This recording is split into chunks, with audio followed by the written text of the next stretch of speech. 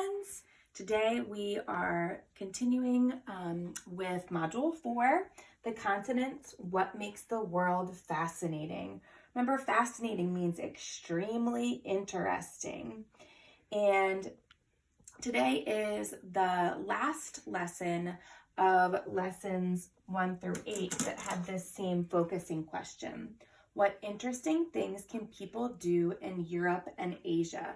So this is lesson 8, and this will be the last one with this focusing question. We'll start a new focusing question starting on Monday. Today, our content focused question is, how do Europe and Asia build my knowledge of the continents? Remember, friends, our continents are huge pieces of land separated by water. And here is a world map of all of the continents. Remember, our continents are North America, South America, Europe, Asia, Africa, Australia, and Antarctica.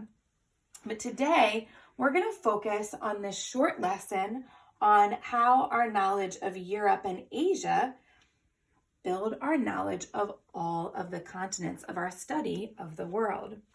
So I'm going to go over here to my chart today, and I wanted to give you a fun fact. If it would take you 3 years if you walked around the world along the equator, which is the middle line of the earth, it would take you 3 hours if you walked around the world along the equator for 8 hours a day. You would be in 3rd grade by then.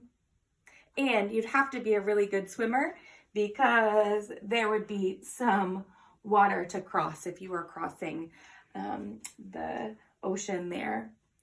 So one way that we can explore the world, since we don't have time to walk until we're in 3rd grade, is to study the world through text, especially at this time when we're safe at home. We can study the world a little bit more through the different texts and things that we're reading together. So we used Europe and Asia to help us travel there much more quickly. We used our mind and our imagination. I was actually talking up to my sister this morning about this building, and because I've just been imagining going there. I can't imagine taking the elevator all the way to the top.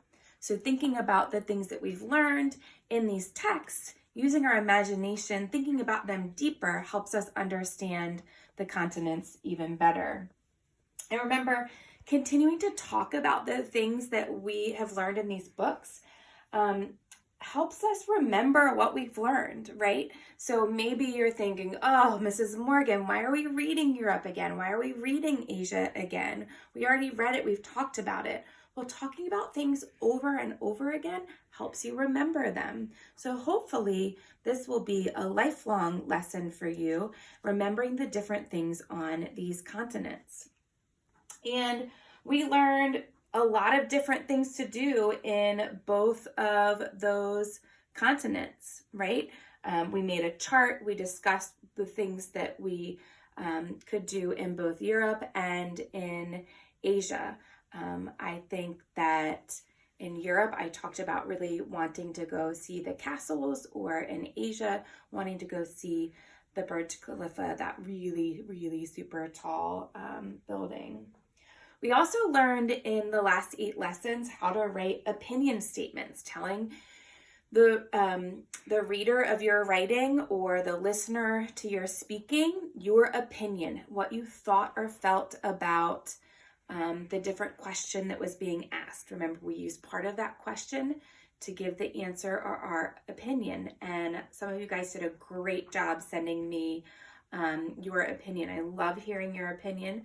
Please share those opinions with your family members as well. And finally, friends, we learned how to find reasons to support a point.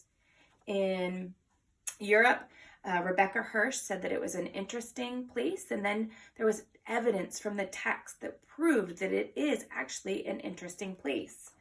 And in Asia, Rebecca Hirsch said that it was a unique place, something special, one of a kind. And she also gave points that proof that, some evidence from the text that proved her point. So we learned a lot about these two continents. I'm super excited about our new learning. Next week, we're going to start discovering more about Africa and Antarctica. So thanks for listening to this short lesson that kind of wrapped up our last 8 lessons of learning, and I'll see you next time. Bye.